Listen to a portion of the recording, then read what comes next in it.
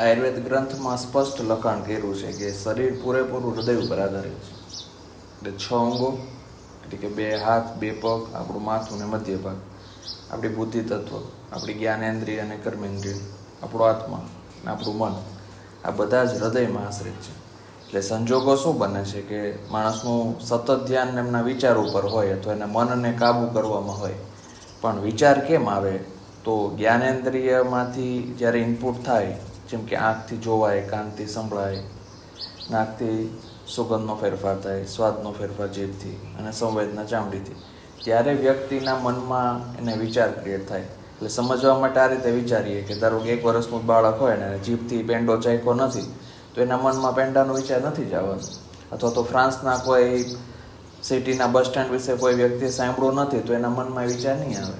એટલે સંજોગો એ બને કે જ્યારે સેન્સીસમાંથી ઇનપુટ થાય ત્યારે મન શું કરે? હૃદયને જુએ કે શું હૃદયમાં અનુભવ સારો છે, હૃદયને ગમે છે. તો મનમાં જે ભૂતકાળની છાપ પડી હોય એના આધારે વિચાર ઊભો થાય. જેમ કે ઇનપુટ પોઝિટિવ થયું છે, હૃદયમાં પણ ખુશીની સ્થિતિ છે, તો વિચાર માણસને પોઝિટિવ આવશે. એ જ સંજોગોમાં બહારના વાતાવરણમાં ઇનપુટ નેગેટિવ છે, હૃદયમાં ખુશીની ભાવના છે, તો જે વિચાર આવશે એ પણ પોઝિટિવ આવશે. બહારના સંજોગો ખૂબ સારા છે, સેન્સીસ ઇનપુટ પોઝિટિવ છે, પણ હૃદય દુઃખ અનુભવી ગયું છે, કોઈ કારણો બન્યા છે એના કારણે હૃદયમાં દુઃખ છે, તો એની ઇફેક્ટ એ આવશે મનમાં નક્કી નહીં શું વિચાર આવે. ચોથી પરિસ્થિતિ, ઇનપુટ નેગેટિવ છે સેન્સીસથી, હૃદયમાં પણ દુઃખની ભાવના છે, એટલે વિચાર નબળો જ આવે. એટલે વાસ્તવિકતા એ છે કે માણસ છે વિચાર કરતો હોય કે વિચાર આવતા હોય, તો 2 સંજોગો બનતા હોય. જો વિચાર કરવા છે અથવા તો વિચાર આવવા છે, તો એ બંને સંજોગોમાં હૃદય જો ખુશ છે અને જો વિચાર આપણે કરીએ છીએ, તો મનથી વિચાર કરવાના પ્રોસેસમાં વિચાર સારા આવશે ખુશીની સ્થિતિના કારણે. પણ એ જ હૃદયમાં જો દુઃખની ભાવના આવી છે તો વિચાર નબળો પડી જશે.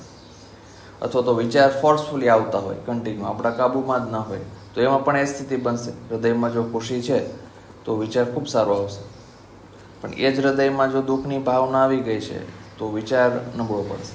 એટલે અહીંયા સ્પષ્ટતા આપણે એ વિચારવી છે કે વિચાર જ્યારે આવે ફોર્સફુલી, આપણા નથી કરવો છતાં વિચાર આવે, તો એ વિચારને રોકવો, તેનો જવાબ ના આપે છે. એ ફોર્સફુલી જ્યારે વિચાર આવતા હોય ને ત્યારે વિચારને રોકવાની, વિચારને ડાયવર્ટ ન કરવા. એ સમયે હૃદયમાં ખુશી કેમ વધે એ માટેની સર્જનાત્મક પ્રવૃત્તિ બાજુ જો. એટલે ધારો કે કોઈ વ્યક્તિ સ્થાનમાં જાય છે અથવા તો કોઈ ગમતા પ્રવૃત્તિમાં જોડાઈ જાય છે, તો એની હૃદયની ખુશીની સ્થિતિ વધે છે, એટલે ઓટોમેટિક બેકગ્રાઉન્ડનો જે ફોર્સ છે ને ડાઉન થઈ જશે. પણ જ્યારે વિચાર કરીએ છીએ, પર્પઝફુલી આપણે કોઈ નિશ્ચિતિ કરીએ છીએ કે આ વિષય ઉપર આપણે વિચારવું છે, તો એ સમયે હૃદયમાં દુઃખ છે અને વિચાર જો આવે છે, નબળા વિચાર પડે છે, તો એને આપણે કાઉન્ટર થોટ આપી શકીએ, એ પરિસ્થિતિને ડાયરેક્શન આપી શકાય. હવે એ સ્થિતિમાં જો આપણે દિશા આપી દઈએ તો એ વિચાર કદાચ અટકે.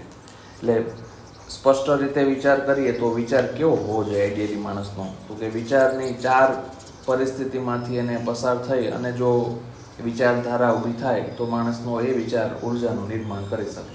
એટલે પહેલી પરિસ્થિતિ એ છે કે વિચાર જરૂરી હોવો જોઈએ. વર્તમાનમાં એ વિચાર જરૂરી હોવો જોઈએ. જો વર્તમાનમાં એ વિચાર જરૂરી છે તો જ એ વિચાર ઉર્જાનું નિર્માણ કરી શકે. સેકન્ડ સિચ્યુએશન એ વિચારવી છે કે જોઈતો વિચાર હોવો જોઈએ. ભવિષ્ય માટે એ પરિસ્થિતિ એને અનુકૂળ અને જોઈતી હોવી જોઈએ, તો એ વિચાર ઉર્જાનું નિર્માણ કરી શકે.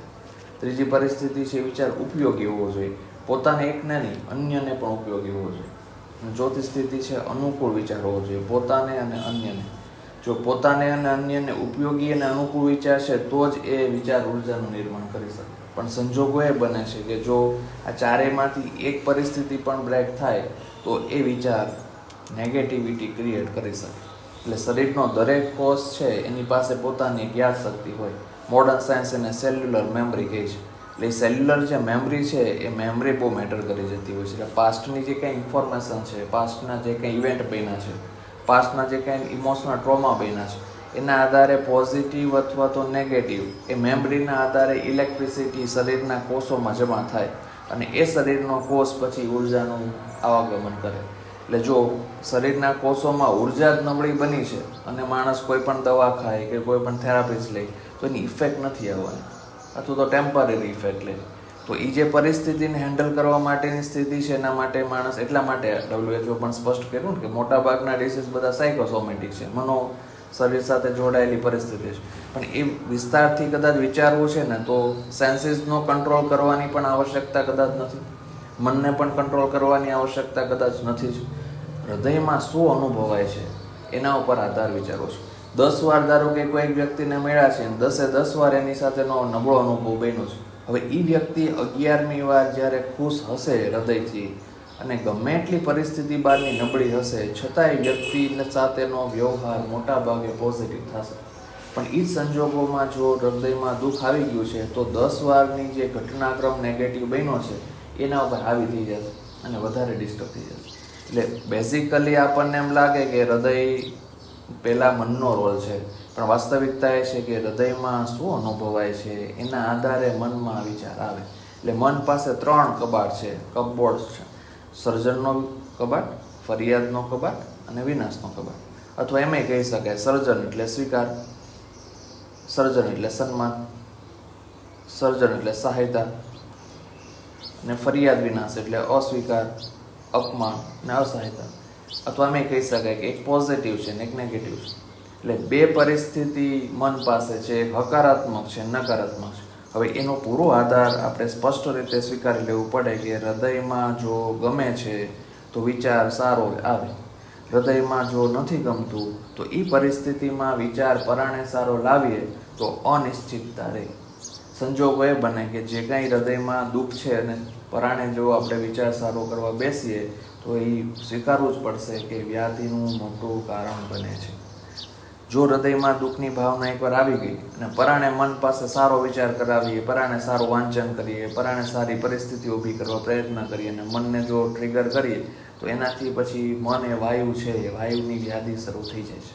વાયુની વ્યાધિ થાય પછી પિત્ત ડિસ્ટર્બ થાય, પછી કફ ડિસ્ટર્બ થાય. એટલે બોડીનું સ્ટ્રક્ચર અને ફંક્શન એ બંને ડિસ્ટર્બન્સમાં આવે. એટલે હૃદયના ભાવની સ્થિતિમાં શુદ્ધિ એ એકમાત્ર પાયો છે. જો સ્વાસ્થ્ય સતત સારું રાખવું છે તો હૃદયને ભાવ શુદ્ધિ સાથે જોડવું પડે. એટલે હૃદયની ભાવની શુદ્ધિ છે તો કુદરતી રીતે જે મન જીવ સાથે જોડાય અને યોગ્ય દિશામાં વિચારોની ભાવના ઊભી કરી શકે. એટલે સતત જરૂરી, જોઈતો, ઉપયોગી અને અનુકૂળ એ વિચાર આવો કદાચ શક્ય બની તો શકે, પણ એ અભ્યાસ જરૂરી છે. એટલે 24 કલાકમાં જો આપણે 10 મિનિટ એવી ફાળવીએ કે પોતાના પરિવારના સભ્યો સાથે જ્યારે વાત કરીએ છીએ તો એના વિશે વિચારીએ છીએ તો એ વિચાર આપણો જરૂરી છે વર્તમાનમાં, એને એરણ પર છોડવો છે, જોઈતો છે ભવિષ્યમાં, પોતાને અને અન્યને બધાને ઉપયોગી અનુકૂળ છે. તો એ 4 પાયા સાથે વિચારી લેવું છે અને પછી જ વાત કરવી છે અથવા પછી જે પરિસ્થિતિ ઉપર વિચારવું છે. જો ફોર્સ આવે છે તો હૃદયને ખુશ કરવા પ્રયત્ન કરવો પડે, પણ જો આપણે વિચાર કરવા બેસ્યા જ છીએ, હૃદય ખુશ છે તો એ પોઝિટિવિટી કુદરતી રહેવાની. પણ જો હૃદયમાં દુઃખીની પરિસ્થિતિ બની ગઈ છે તો એ સિચ્યુએશનમાં જરૂરી, જોઈતો, ઉપયોગી અને અનુકૂળ આ 4 પાયા જો યોગ્ય દિશામાં જાય તો એ વિચાર ઉર્જાનું નિર્માણ કરી શકે. એટલે આપણા બધાને શું મુશ્કેલી આવતી હશે અથવા તો એના કારણે આપણે વ્યાધિત રહેતા હોઈએ છીએ કે વિચાર તો આપણે કરતા હોઈએ પણ એ મિક્સ વિચાર થતા હોય. ક્યારેક આપણે આ 4 એરણથી પસાર થઈને કરતા હોઈએ ને ક્યારેક પછી પોતાને ઉપયોગી અનુકૂળ હોય, બીજાને ન હોય. એટલે એ વિચાર પછી ઉર્જા નિર્માણ ન કરી શકે. આપણને એમ થાય કે એના વિચાર તો બહુ સરસ હતા અથવા મારા વિચાર તો બહુ સારા છે, પણ છતાં ઉર્જા નિર્માણ ન થવા પાછળનું રીઝન એ બને કે હૃદયમાં ભાવ અશુદ્ધિ થઈ ગઈ અને પછી પરાણે સારો વિચાર કર્યો એની ઇફેક્ટ નહીં આવે. એટલે ભાવ શુદ્ધિ છે હૃદયમાં એ જ પાયો છે. સ્વાસ્થ્યને સતત સારું રાખવા માટે ભાવ શુદ્ધિ એ અનિવાર્ય કરવું જોઈએ.